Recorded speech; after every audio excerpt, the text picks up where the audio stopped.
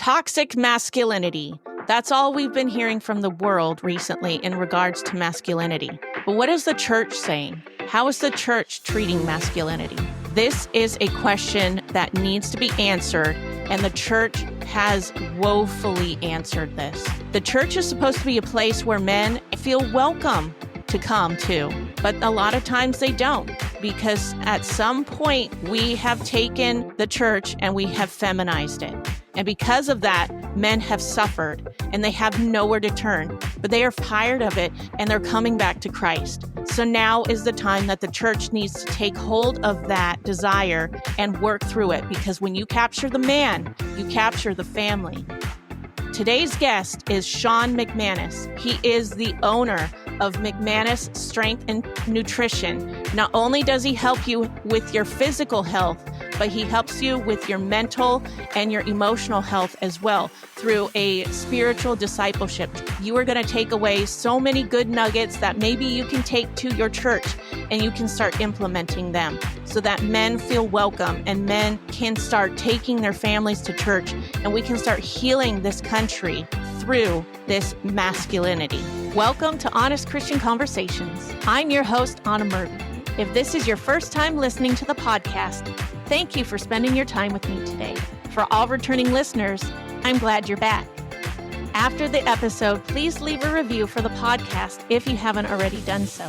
If you have, thanks so much. I appreciate reading your encouraging comments. They help me improve the content for you all. Want a shout out on the next mini-sode? Check out the links in the show notes. Thanks for your support. God bless and enjoy the show. Sean, thank you so much for coming on the podcast to discuss masculinity issues. This is a thing that a lot of churches don't really touch on. I've noticed. I've been to several churches. My church that I go to right now is doing a pretty good job of trying to put the man first, because they understand the principle. If you capture the man, you can capture the family. So we've been doing a pretty good job of making sure that our church is more man-friendly.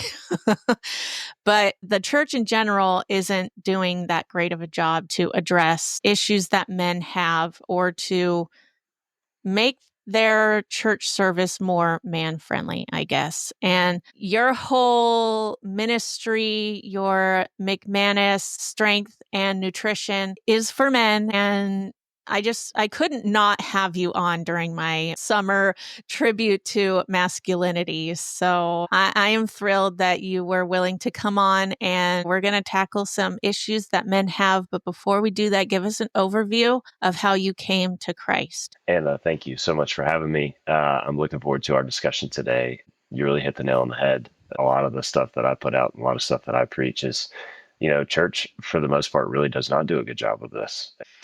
I think it's a really big part of the reason, particularly Christian men are kind of where we are today in our culture. And you're very blessed and lucky that you found a church that kind of focuses on that. And like you said before, if you can capture the heart of the man, the family will follow. I'm honored to be here. A little backstory on me is I never had one of those like Paul in Damascus kind of moments when it comes to my faith. I grew up in a Christian home, and I was around it from day one.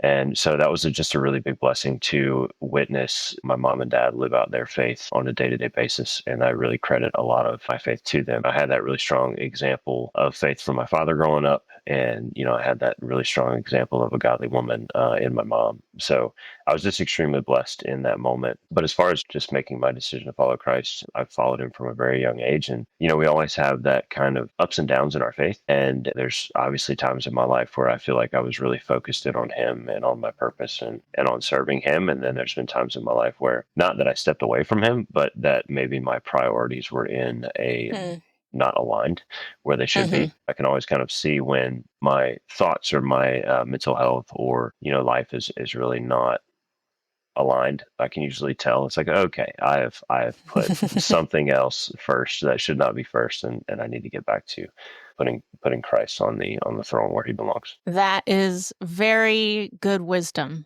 to have that, and having the foundation that you had. I think it was definitely beneficial for you being able to understand, okay, something's off. I know what it is. I need to get right with God. I'm at that position now in my 40s, but I wasn't always that way. I grew up in the church as well. I've been going since I was in a car seat, but I had the legalistic style. So I always felt like I was never enough or I never did enough or all those things. So it would have been really hard for me to have that moment of why am I feeling distant from God? Maybe I need to do more.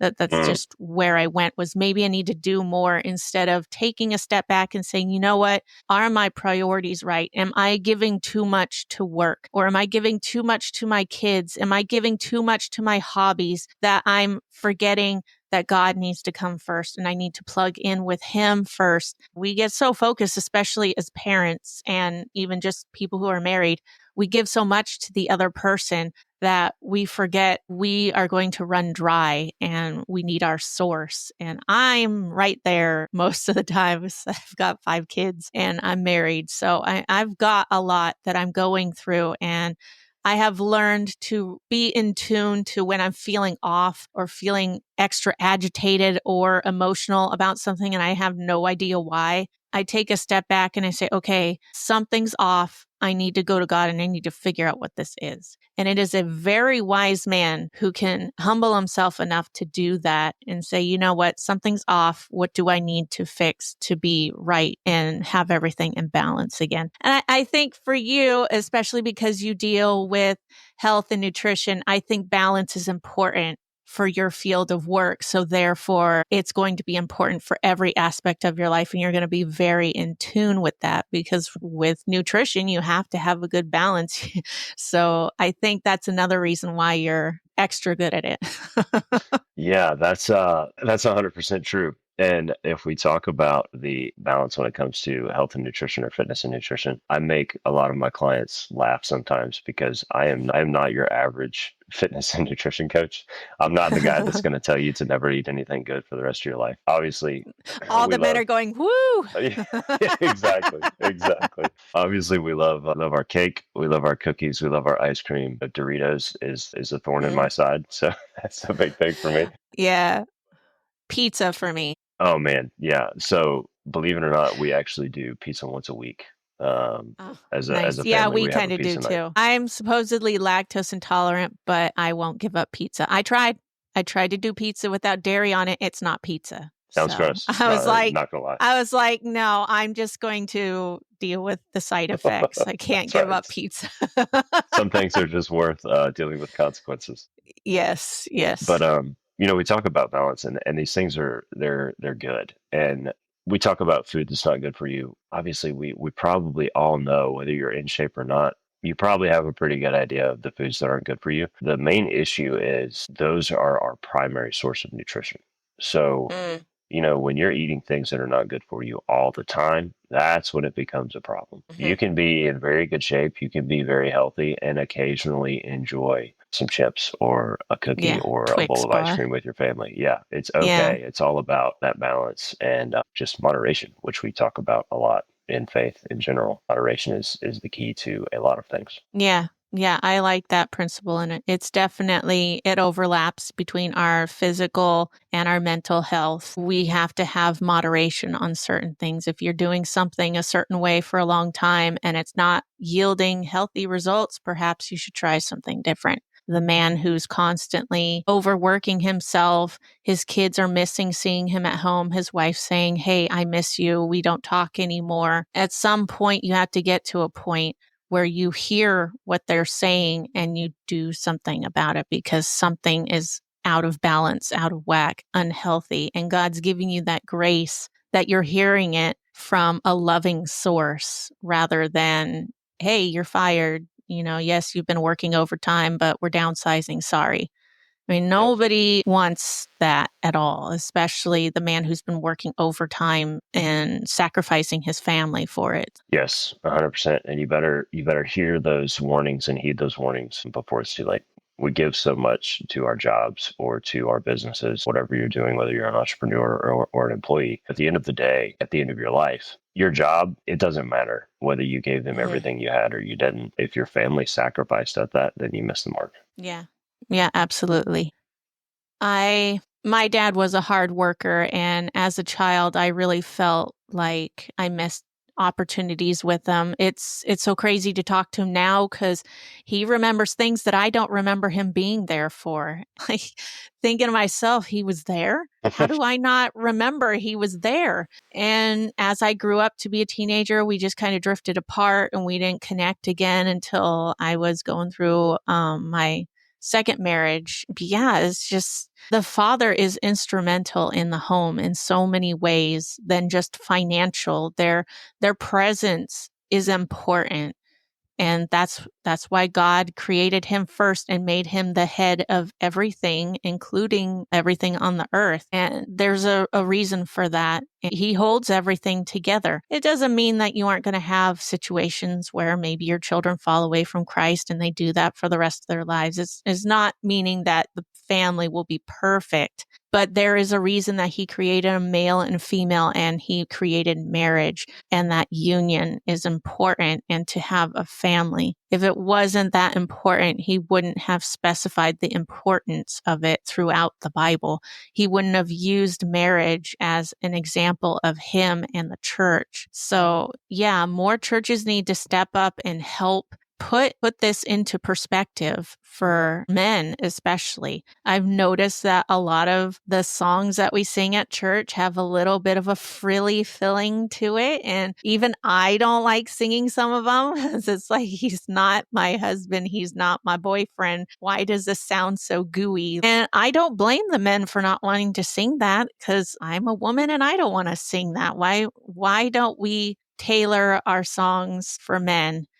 Well, not for man, obviously for God, but in a way where a man can also relate. There's some men who are a little more sensitive than others, yes, and there's nothing wrong with that. And they might resonate with that. But what about the ones who don't? They're going to feel that sense of, oh, I don't belong here, or I can't worship God because this isn't my jam. Get some Skillet in there or something, I would go to a church service that had some Skillet. That's for sure. Yeah. I've been to a couple of their concerts. It's pretty cool.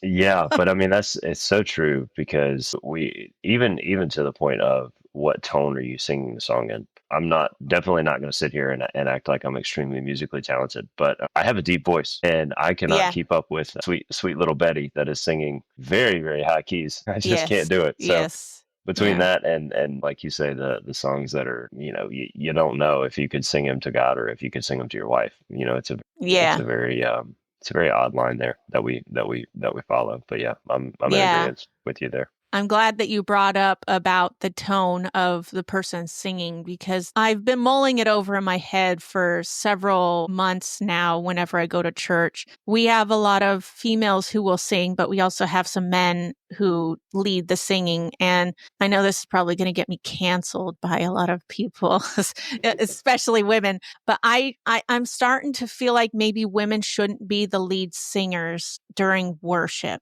for that reason that you were talking about. Not that they don't have beautiful voices and that men don't love hearing them sing, but it's not a concert. It's supposed to be a worship service where everyone feels that they can worship and they can sing to God. And some people are a little more self-conscious, maybe they can't sing super high, so they're just not going to sing because they don't want their voice to crack or be embarrassed if someone hears their low tone while it's singing high.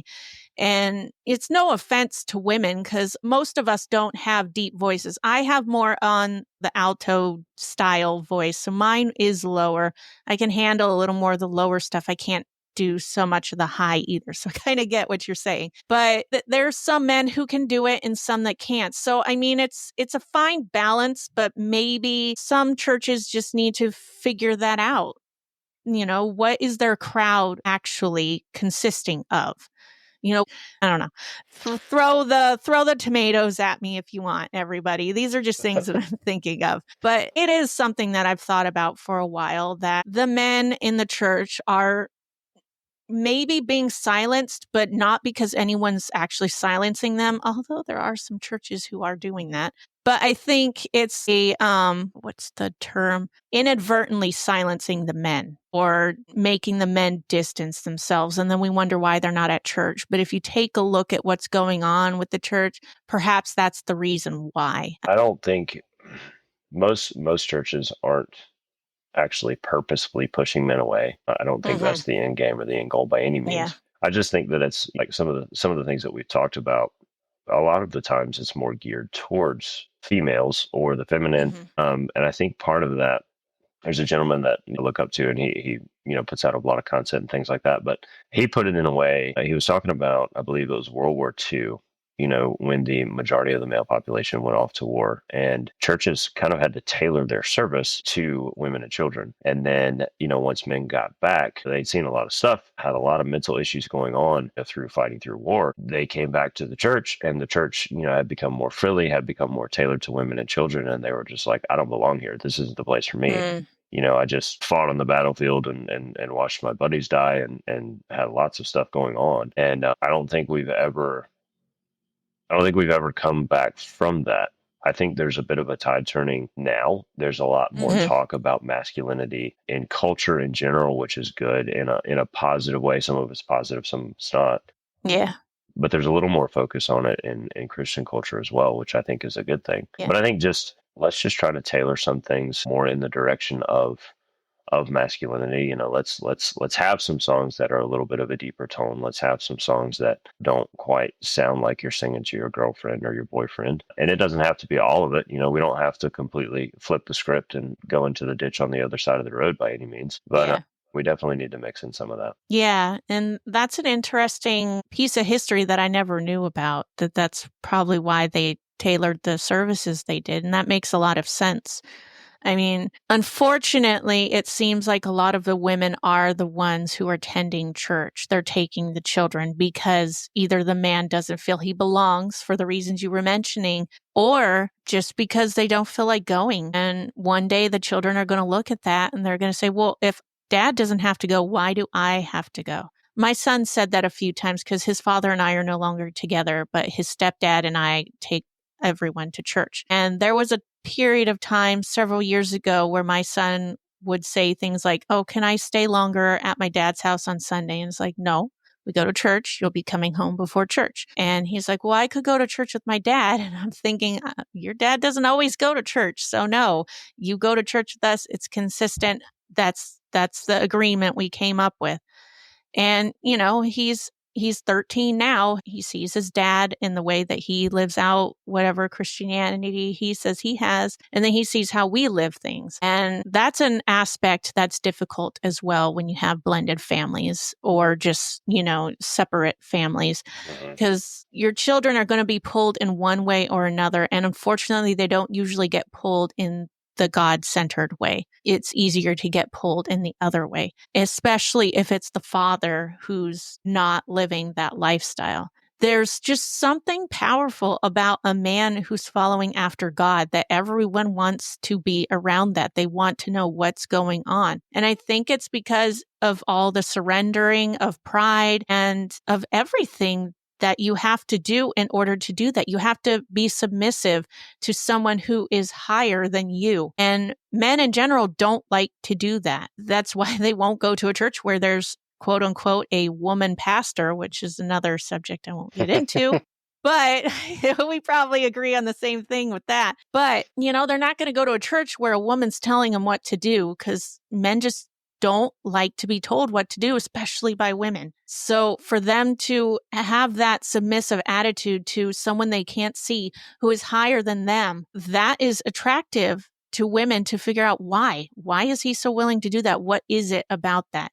And then the kids want to know, why is dad making us get up every morning and go to this place? What is so special about it? But you're going to see it, especially if you have not always had that experience. And one day your father is this way, the next day he's like that. There's just something powerful about that whole thing. And that's what draws the whole family in. And there's less crime, there's less all this stuff when the man is following after God. So churches definitely need to make men more of a priority. And I understand the difficulties they have with that because, again, unfortunately, it tends to be a lot more women and children who are at church. So they're going against that. They're having to make a choice. Are we going to go with what we know is going to happen and cater towards the people who are showing up? Or are we going to bank on the fact that if we switch it up a little bit, that men are going to show up too. And I could see how it would be a bit of a scary thing for those who are more worried about the seats being warmed or the tithes still coming in and all that stuff. But if you are focused on what really matters, you're going to do what really matters. And this is what really matters, is catching the fathers, the men, because without them, families can't survive.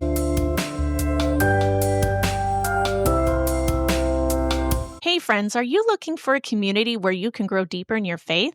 Maybe that's not quite your thing and you like receiving emails that encourage and edify you because you can do that on your own time. Did you just realize that you have a special occasion approaching and you need a unique gift fast? Well, be prepared to get excited because Honest Christian Conversations has you covered on all these things. Join the Facebook community and connect with fellow believers who are seeking to deepen their faith. I'm in the group, so we'll get to chat too. Sign up for the mailing list and stay informed about the podcast and receive weekly challenges and Bible verses designed to equip you spiritually for the coming week. I don't know about you, but I could use more spiritual equipping during my weeks. When you sign up, you get my free 7-day devotional as a thank you gift. Explore the store and discover the handcrafted items that are inspired by my favorite Bible verses. There are some fantastic conversation starter pieces in that store that everyone's going to love.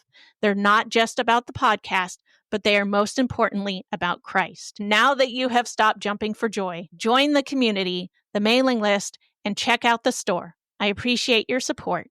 God bless. Yeah. Yeah, I'm with you there 100%. And there's a stat floating around, and y'all don't quote me on these numbers. I'll get it close, but I believe it's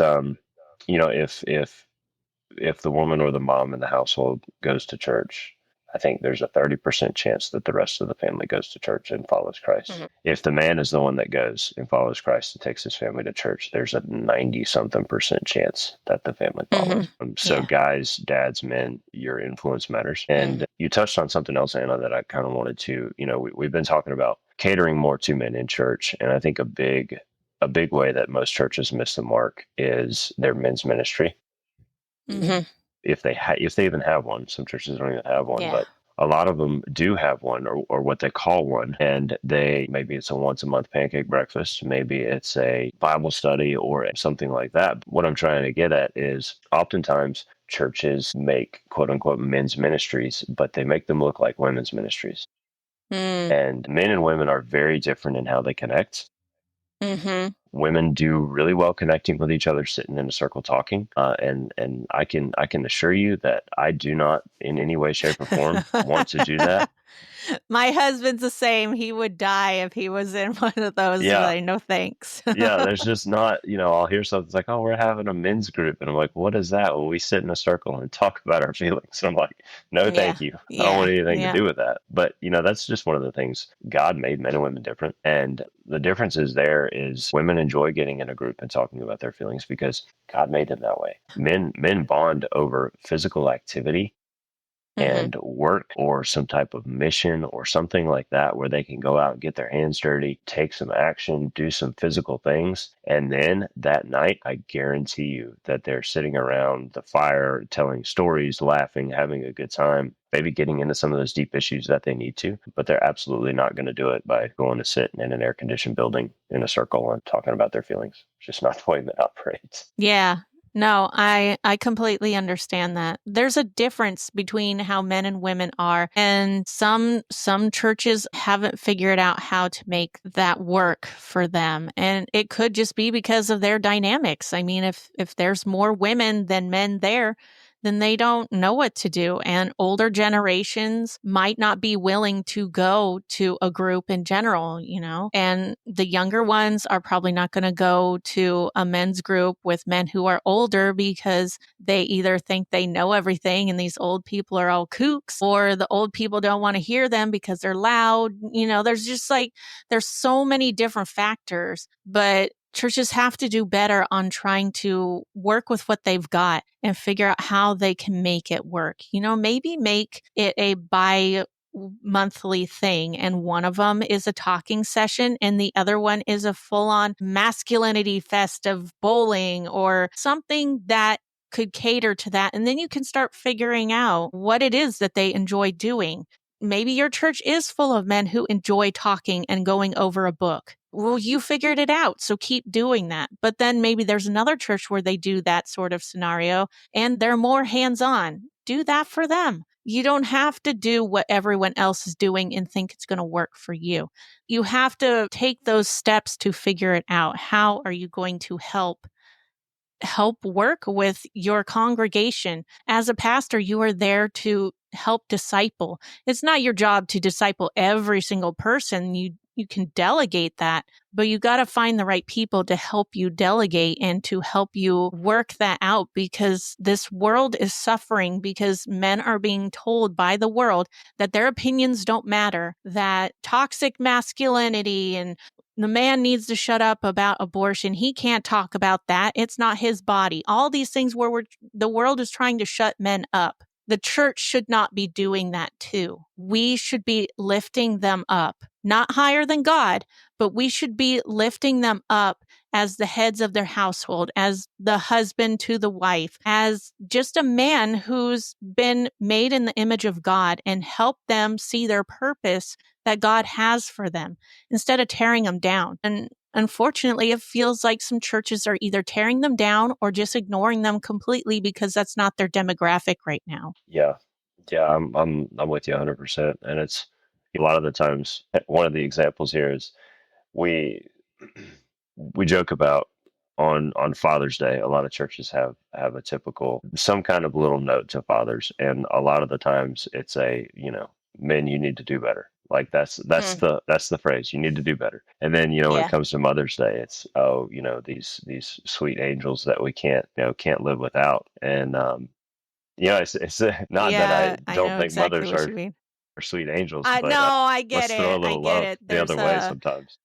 Yeah, exactly. Women, we can also do better. I know I have some mom moments where I'm like, ooh, I could have done that better. Absolutely, don't we all? So it's like, yeah, I get that. Women, we need to have our "you're not absolved of this crime" moment too on Mother's Day, because we're not all perfect. And yes, you should honor your father and your mother, not just your mother, and then tell your father what a crummy job he's doing. That's right. And maybe they do that because they see the importance of the man in the house, but at the same time, you should be acknowledging where they are going right. Maybe they only made it to church 3 Sundays out of the 4 in the month, but they made it to church 3 Sundays out of the 4 in the month. Yeah. Perspective change. And there's so many other things we could talk about that would help the church find ways to incorporate men. But I do want to shift to your ministry work with McManus Strength and Nutrition. So what exactly is it that you do with that? Yeah. So I coach guys one-on-one through strength and nutrition. So I work primarily with Christian men. And the reason for that is a lot of what we've already talked about. Men have been silenced for a very long time, and they have been Mm. told um, that their opinions don't matter, that they need to obey their wife because quote unquote happy wife, happy life. Mm-hmm.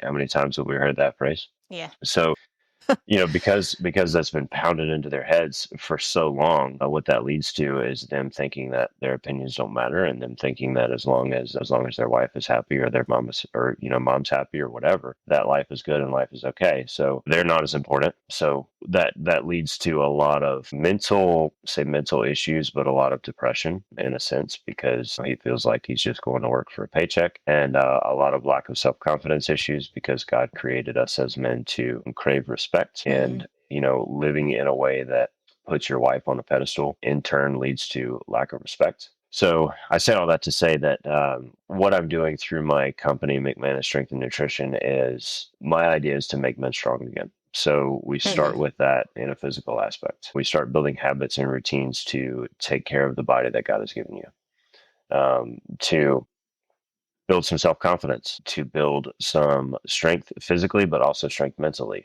because Mm. strength in the gym also translates into mental strength. Yeah, I was going So to ask that's about that. yeah, that's just a little bit about what we do is we focus on obviously the physical aspect of it, but the physical aspect just reaps rewards in the mental aspect as well through self-confidence, through mental grit and mental fortitude. Because, when you're in the gym and you're doing a hard workout and you're keeping that promise that you made to yourself, you are teaching yourself that you can trust yourself again, which leads to self-confidence. And you're also, in a way, you're simulating hard times because you're forcing your body, you're forcing your mind to break through those physical barriers, which Hmm. that in turn allows you to handle hard times and regular life better as well. So this is something that you probably do locally then, right? So everything I do right now is online. Oh, okay. So Wow. I've got clients all over the United States right now. Nice. Yeah, Yep. that's definitely a good ministry opportunity because yeah, there's men all over who could use a good Christian man by their side who's trying to build them up in every aspect, not just let's bulk you up or whatever, but let's build you up as well in a way that only a man can, because woman can only do so much to fluff up a man's ego, but a man truly knows what a man needs beyond that. So Yeah. that's a very good discipleship type of ministry you have too. How long have you been doing it? So I have been pursuing physical strength and, the kind of the nutrition aspect myself over a decade. And Okay. then I started coaching a couple of years ago in a part-time capacity. And then we've been full-time now for a little over 8 months. Nice. That's So we're good. still fairly new. We're growing. Yeah. Well, I have a feeling you're going to grow a lot more because, like you said, the culture is warring within itself, talking about masculinity. Some are talking about it in a positive way, like Charlie Kirk and everyone who follows Turning Point USA. They're starting to make masculinity great again. That's right. Um, and then, you've got some other people who are still trying to push them down and hold on to the happy wife, happy life that you were talking about, and, just trying to continue to silence men. And the men are starting to rise up. They're getting tired of it. Mhm. And I love that they're finally waking up. They're finally saying, this is enough. Enough is enough. I can't take it anymore. I need my masculinity back. I need my man card back, and Yes. yeah, I love to see it. I definitely do, especially with the whole everything that's going on with Hollywood and all the different men who are coming out and talking about the things that they went through in the Hollywood in general, all the abuses they went through, finding their healing, the men who are, winning their court battles like Johnny Depp, whether he was at fault or not. That's not the problem. The problem is that we're supposed to believe all women with things. And sometimes you just can't. You can't do court like that. You can't do a lot of things where you just believe one side over the other. I tell Yeah. my kids all the time, if I didn't see it, I'm not going to discipline you unless you both want to get in trouble for it, because it's not fair for me to just take your word off of something and just punish someone for that. So I will not do that. And they hate it because they'll come to me all the time and try to tattle and snitch on someone.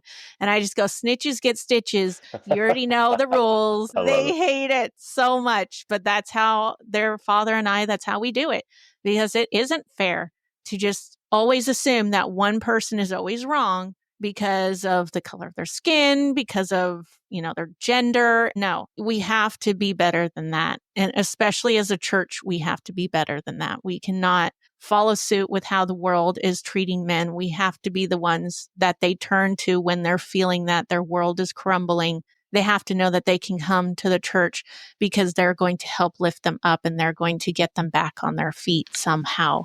Well, thank you, Sean, for coming on and having this conversation with me and raising awareness to the importance of the father, the husband, and the man in general, and sharing with us what your ministry does. Go ahead and tell us where everyone can get involved, because I'm pretty sure there's going to be some men who this is what they need right now. And there's probably some women who are trying to figure out how they're going to hint around to their husband that, hey, you should check this out, or where Yeah. it doesn't sound like it's a suggestion from them. Right. Right. Yeah, for sure. Well, Anna, it's been a pleasure speaking with you, and I hope that your audience has been blessed through this conversation. But as far as like reaching me, Instagram is at the Sean McManus. I am on TikTok now. I think that's at the Okay. Sean McManus as well. X is at the Sean McManus, and then Facebook is Sean McManus. So any of those, check them pretty frequently. I would probably say Instagram right now. Okay. Is the best way to reach me. But if I could speak to the ladies for just a moment. Yeah, absolutely. Ladies, if this was something that, some of this resonated with you, or, when you're thinking about your husband, the biggest thing that I would say is just respect him. Show him some love, show him some respect. He's craving it. He might not know he's craving it. He might not know that, that's what he needs, but that's how God made him. So if he's doing a good job, tell him he's doing a good job. Your words will mean the world to him.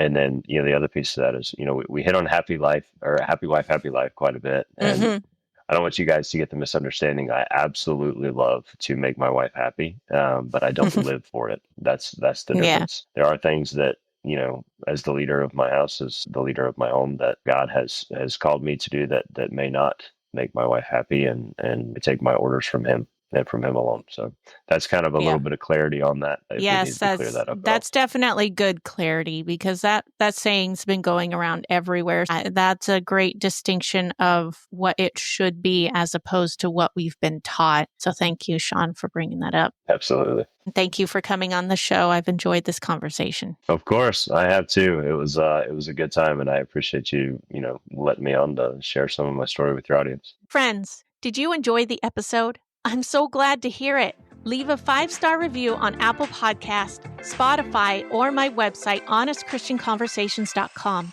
Your reviews help boost the podcast in the ratings, so let's make these honest conversations more accessible to those who need them.